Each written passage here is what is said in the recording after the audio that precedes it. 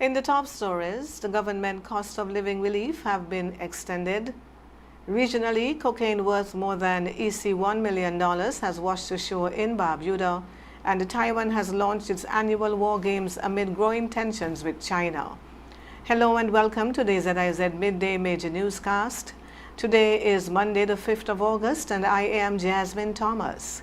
First on the local scene, the government has extended its temporary support and relief program until September 30th in order to help households and businesses manage the rising cost of living.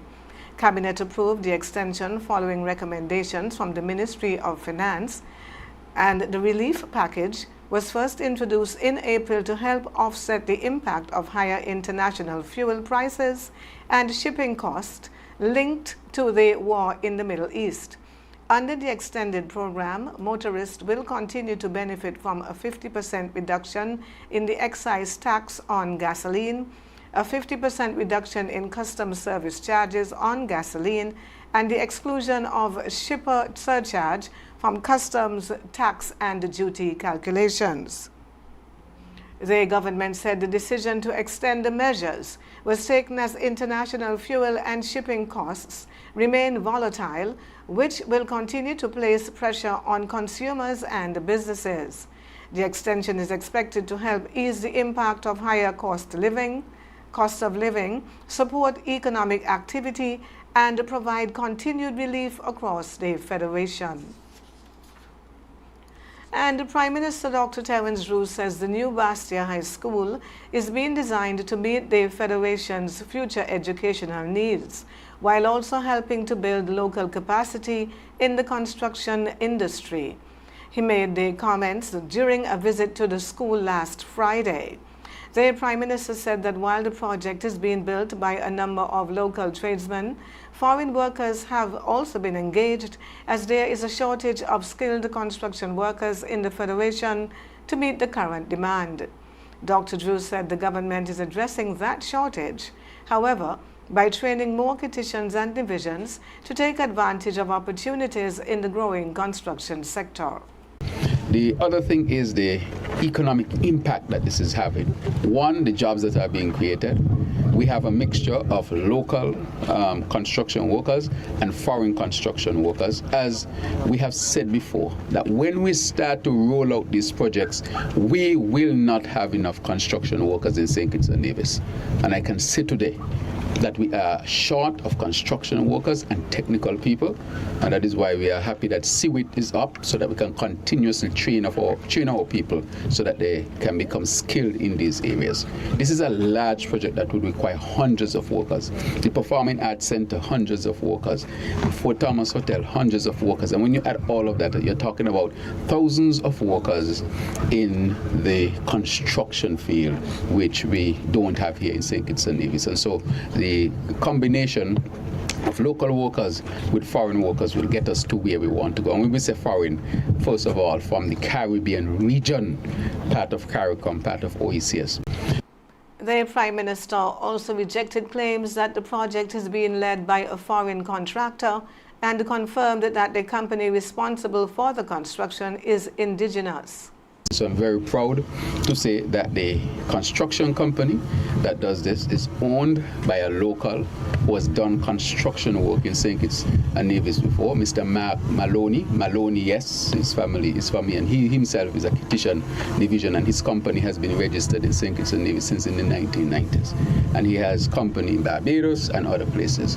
So I wanted to set that record straight. So this project did not bring the company here. This company has been here since the 1990s and have been doing work in St. Kitts and Nevis, and we are happy that that company, a local company, is able to actually deliver a project of this magnitude and scale. So Dr. Drew said the new campus is being designed to support modern teaching methods while providing the facilities required to meet the evolving needs of future generations of students. This school will be a flagship high school, not just for St. Kitts and Nevis, but within the OECS. And I was asked earlier, what do we do with schools in St. Kitts and Nevis? When we have to rebuild a school, we will build a school forward for the next generation, for the future. That is what we're doing, modernizing education. A young sailor from St. Kitts and Nevis is making history on the international stage. Abhijit Sringavan has become the first athlete from the Federation to compete at the ILCA 4 Youth World Championships, now underway in Denmark.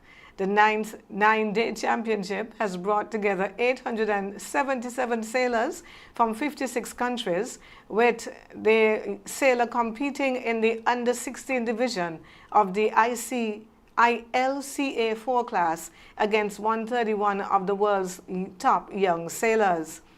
The Nevis Aquatic and Sailing Center described his participation as a major milestone for the sport, as it marks the Federation's first appearance at the championships. The opening ceremony featured a parade of nations where he marched behind the flag of St. Kitts and Nevis.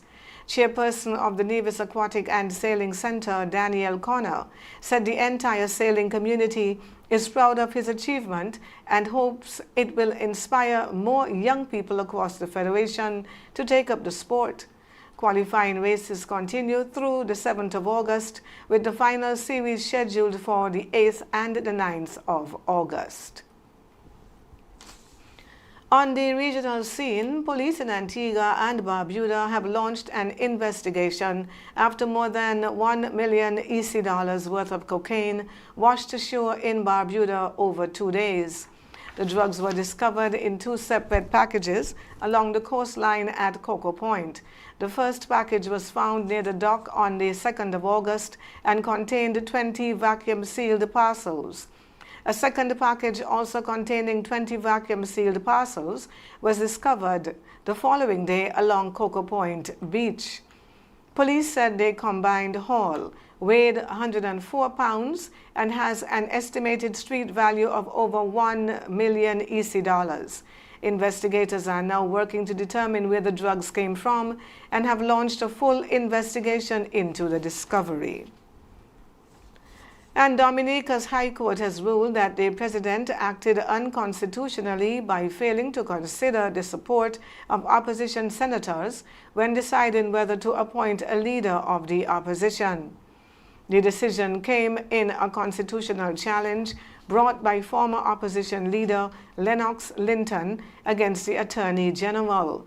The court found that after the resignation of Jesma Victor in June 2024, the president failed for 18 months to take into account the support of the 4 opposition senators when considering who should be appointed to the post.